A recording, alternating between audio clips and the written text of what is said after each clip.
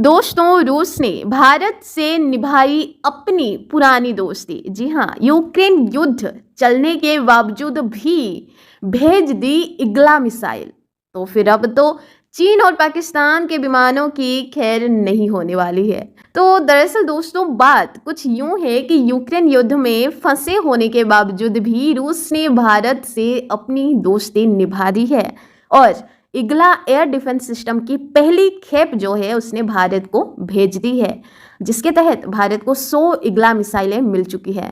भारत और रूस के बीच हुई डील के तहत 24 man portable air defence system और 100 मिसाइलें रूस से मिली हैं और बाकी का भारत में ही निर्माण किया जाएगा। अब दोस्तों, ऐसे में आपको बता दें कि इस मिसाइल के मिलने के साथ ही भारत की बहुत कम दूरी की एयर डिफेंस क्षमता में काफ़ी बढ़ोतरी होने वाली है।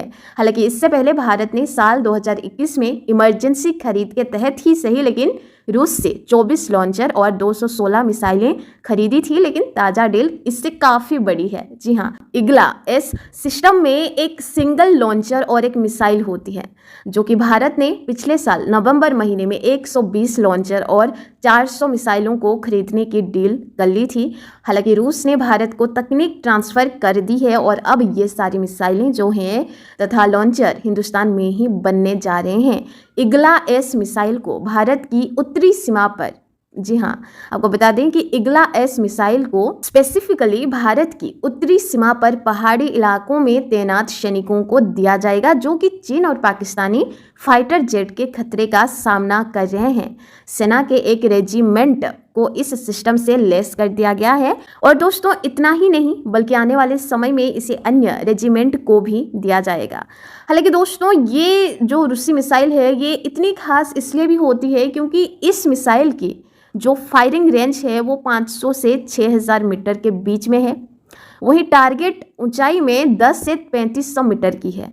हालांकि इग्ला एस सिस्टम को रूस की कंपनी रजोबरो नेक्सपोर्ट बनाती है और उसने फ्रांस की कंपनी को इस मामले में पीछे छोड़ दिया है। जी हाँ, man pad system portable surface to air missile system होता है, जिससे कम ऊंचाई पर उड़ने वाले हवाई खतरों जैसे फाइटर जेट, हेलीकॉप्टर, ड्रोन और मिसाइलों को भी मार गिराया जा सकता है।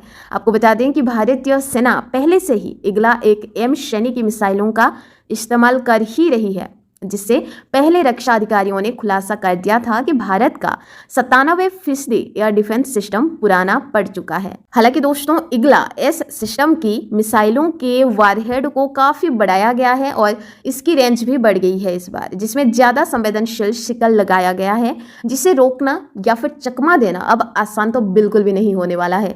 कंपनी का दावा है कि ये 80 से 90% तक सफल होता है। अब तक रूस इस एयर डिफेंस सिस्टम को Iraq, Libya, Venezuela, Kazakhstan, Qatar आदि में शामिल कर चुका है। हालांकि दोस्तों, शिप्री की रिपोर्ट के मुताबिक यूक्रेन युद्ध के बाद भी रूस अभी भारत को, जी हाँ, यूक्रेन युद्ध के बाद भी रूस इस समय में भारत को सबसे ज़्यादा हथियारों की सप्लाई कर रहा है।